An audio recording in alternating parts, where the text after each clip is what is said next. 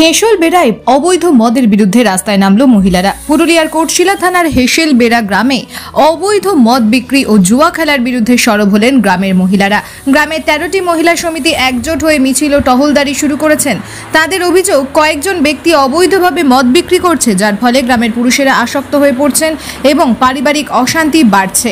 মহিলা সমিতির কুসুমি মাহাতো, রেণুকা মাহাতো ও কল্পনা কর্মকার জানান, অবৈধ মদ বিক্রি ও জুয়া খেলার বিরুদ্ধে কঠোর ব্যবস্থা না নিলে তারা রাজ্যের মুখ্যমন্ত্রীকেও চিঠি দেবেন।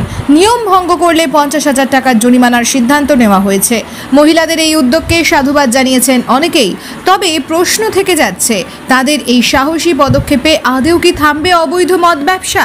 সেটাই এখন দেখার বিষয়। আন্দোলনের লক্ষ্য হচ্ছে যে অবৈধভাবে মদ বিক্রি করছে। আমরা চাইছি যে হেঁসল বেড়াতে কোনোভাবে মদ বিক্রি না হোক। যেমন মদ খেয়ে এসে নিয়ে বিভিন্ন ঘরে অশান্তি করছে, ঘরের হাঁড়ি কড়া ভাঙিয়ে দিচ্ছে। আমরা পুলিশ এসেছিল, সব নিয়ে গেছে, কিন্তু আমরা চাইছি যে মদটা পুরাই বন্ধ হয়ে যায়। আর কি আছে দাবি? দাবি এটাই আমাদের, যে মদ বন্ধ, কোনো মদেই যেমন বিক্রি না হয়। তাস খেলা, গাঁজা খাওয়া, এগুলো সব যেমন বন্ধ হয়ে যায়। পুলিশকে জানিয়েছিলেন আপনারা? হ্যাঁ, পুলিশ এসেছিল 2 দিন।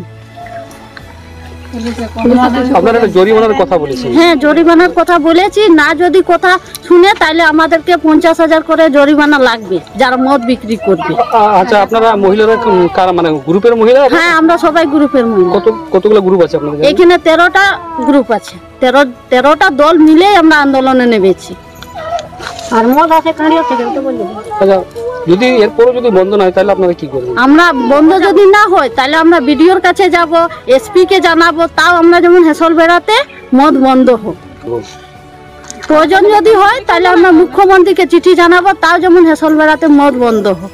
আমাদের গ্রামে বিক্রি হচ্ছে যে অনেক বাইরে অন্য গ্রামে বন্ধ হয়েছে, আমাদের গ্রামে বন্ধ হয় নাই। তো বাইরের লোকগুলা খাতে আসে, আর গ্রামের দাদারা মদ খায়, আর গ্রামে খুব ঝামেলা হয় রাত্রিতে। কি চাইছেন আপনারা? আমরা মদ বন্ধ করতে চাইছি। মদের নিয়ে মদ খেয়ে আসছে, ঘরে যত থাল বাসন পাচ্ছে সব ভেঙে দিচ্ছে। যদি আমি কিছু বলছি তো আমাকে মারছে, আমার ছেলেকে মারছে, মেয়েকে মারছে।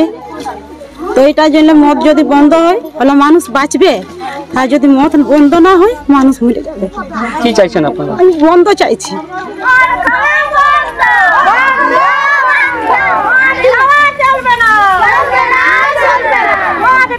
চলবে না।